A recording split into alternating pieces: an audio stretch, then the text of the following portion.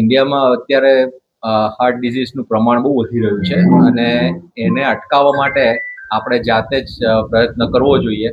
એટલે ડાયાબિટીસ ઘટાડવાનું, સારું બરાબર ખાવાનું, કોલેસ્ટ્રોલ ચેક કરવાનું, કોલેસ્ટ્રોલ ઓછું રાખવાનું, એક્સરસાઇઝ કરવાની, આ બધું પોતાની જાતે કરવાની જરૂર છે. એટલે દરેક માણસે પોતાની જાતે હેલ્થની કાળજી કરવી જોઈએ અને ઓનરશિપ લેવી જોઈએ કે ભાઈ પોતે સારામાં સારી કેવી રીતે સારું જીવન જીવી શકે અને હાર્ટનો પ્રોબ્લેમ અટકાવી શકે.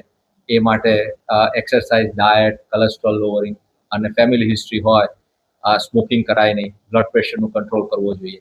આ બધી વસ્તુઓનું બરાબર ધ્યાન રાખવું. ડાયટ, સ્ટ્રેસ અને લેક ઓફ એક્સરસાઇઝ, આ 3 બહુ જ ઇમ્પોર્ટન્ટ વસ્તુઓ છે જેના લીધે હાર્ટ ડિઝીઝ વધી રહ્યો છે અને લોકો પોતાની જાતે પોતાની કાળજી નથી કરતા, એના લીધે હાર્ટ ડિઝીઝનું પ્રમાણ.